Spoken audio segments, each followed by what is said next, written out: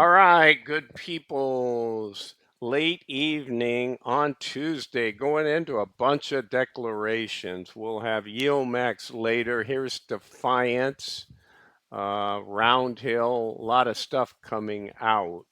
All right, so I haven't done Defiance for a while. I made sure I updated everything here.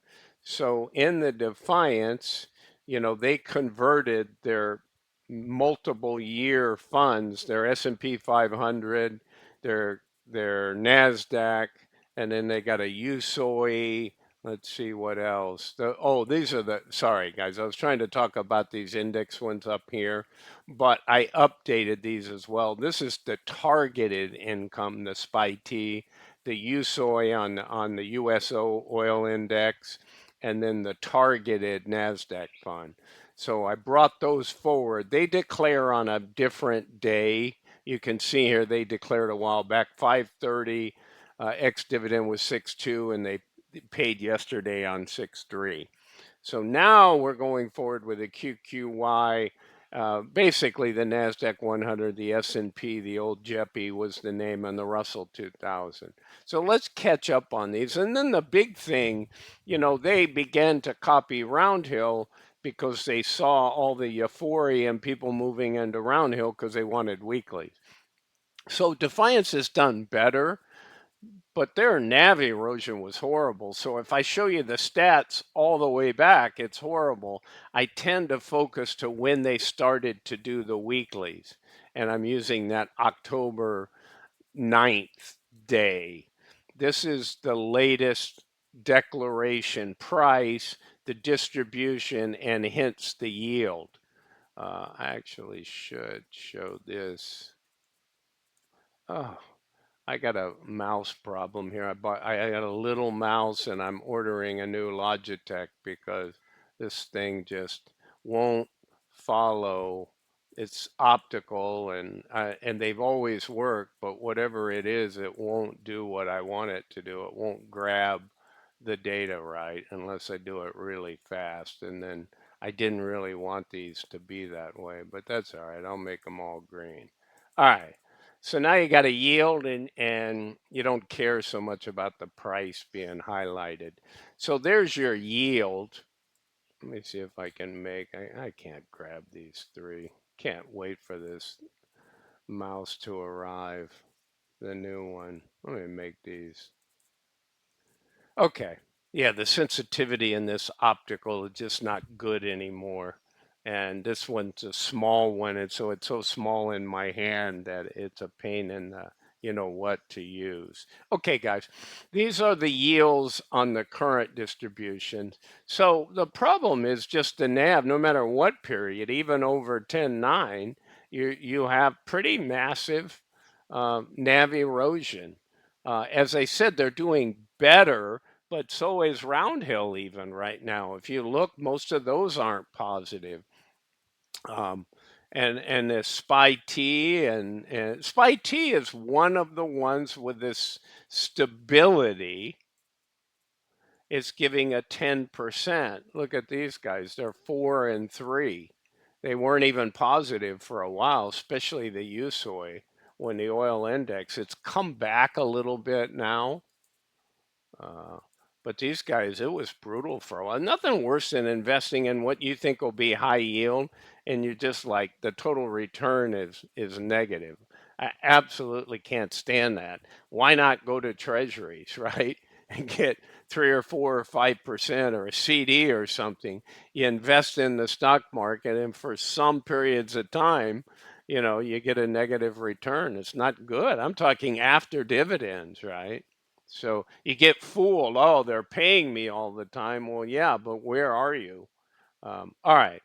So the other one that I wanted you to see, since it's a Defiance fund, and I own a little bit, is MST. I started to put it up in this category, but I wanted to show it down here separately because it's not really an index, right? I should just say underlying. And it's on MSTR, as I think you guys all know, and it's somewhere between 150 and 200% based on how they apply the swap leverage. So that one is declaring, it declared 26.62. So if you look over here, here's the last three distributions. I think this one's rounded. I didn't go to the actual site, but I remember the 33.5 cents and the 26.62. This was probably 26.4 or something, and where I got it, it was rounded, but I'm not worried about that. Um, so it's gotten 87 cents. I mean, it's not paying a ton. I mean, it'll get to the dollar range with this level over a dollar. And that is a high yield based on its price, because this one did come out at launch and it was only back on 5.2 when this thing launched. So the yield is good. As I showed you on my MSTR versus all of the MSTR underlying high yield income funds. So I'm constantly showing that. I'll be showing it again on the weekend so that everybody's had a chance to get their distribution, especially the weekly guys. Now, you know, I include Misty in there, and Misty pays monthly. And I believe the Bitwise, which paid that big $7 distribution, they collected enough. They also pay monthly. They're the closest to Misty.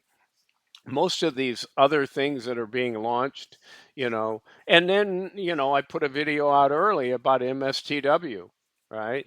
When that's going to launch, and you know they're going to use the round hill 120% leverage that the other five existing round hill weeklies utilize. Um, and I'll tell you one thing I've noticed with that, a more stable nav. But you know, I'm torn. There's times that I give me 120% yield and a 30% nav erosion, you know, and somebody else is going to give me an 85% yield and a 10%. So you do the math, and if they're real close, I'll take the one that pays me more, because then I can deploy that money more. It's use of funds. Um, and that makes sense to me. It does not make sense to me to have a total return that, you know, I got a 50% yield and I got a 70 or 75% NAV loss. And over time, I'm not anything can happen. Look at the volatility of this guy. It launched at 21.33. The other day it was down to $17, right? I think I bought it at 20 something, and I only own a small amount, but because I want to watch it, and it's easier to watch it when you own it. You know, you see the distributions come in, you start looking at the chart just because it's in your list. But I have over, you know, 100 securities in my various accounts, so it's kind of hard. Probably 30 of them are precious metals miners, you know. So I don't have that much in the. I have a lot of money in the high yield. I just don't have that many different funds. So that's, you know, and then some uranium and some of the other commodity based stuff. Okay, guys, that's what I got for you here. Let me see. This sort of sums up, and I think I transferred everything over here. This is the problem when you look at this from a long perspective. I mean, if you go back to 23, it's just crazy. That's why I show the other stuff, right? It's horrible.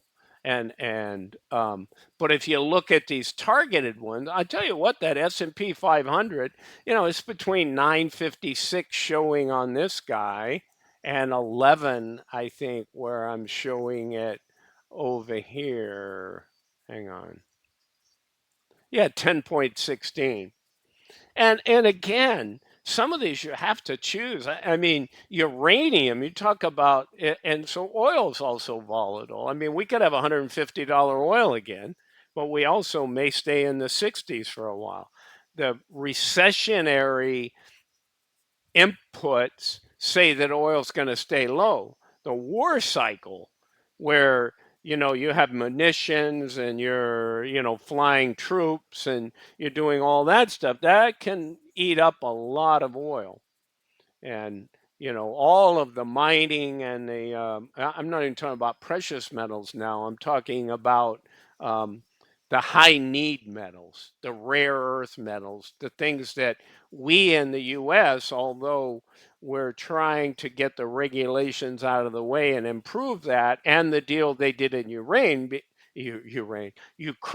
because Ukraine is blessed to have a mass amount of those rare earth minerals that China also has and doesn't want to sell to us, right? With all the tariff shenanigans going on. And they don't really want us to have enough anyhow, because those are needed in weaponry and all kinds of leading robotics, AI, all of the leading edge tech things, whether they're deployed in drones, whether they're deployed in munitions, just a lot of things, those metals. And so the Ukraine thing will help us. They're removing a lot of the red tape and regulations in the US. We have some, Montana, Wyoming, some of our states, Nevada, we have them. We just got to, remove the stuff that allows us to go pull those in. Um, because those things can go sky high when you get shortage. The only thing that's in plentiful right now is lithium. When they were seeing the lithium needed for the electric cars, people just went crazy trying to mine for it all around the world. So they built up quite a bit of supply. But you look at, rhodium again and a lot of the names that are hard to even say, those are back in very short supply in the US and in many places in the world. I mean, Russia, China, Ukraine, they're blessed with those in their Earth's crust within their geographic boundaries. So we shall see. All right, so that gives you an update on MST and on the S&P 500, mainly on the indexes, right? And I have a comparative one. I need to do that one next time I do Roundhill or something and show you how Yieldmax is doing with S Diddy, R Diddy, and Q Diddy, and then the QQY, the WTE, the IWMY, and then over to Roundhill's names, QDT, I forget what all theirs, um, RDTE, and I forget their XDTE for the S&P. Okay, guys, I wanted to make this quick. This is Bruce with Targeted Wealth Creation. It's not financial advice. I'm not a financial advisor. Have a great one. I'll be back with the actuals for Yield Max, and I don't think I've done Roundhill. So when the Roundhills come out, I'll do both Roundhill and I'll do Yield Max. Okay, guys, bye for now.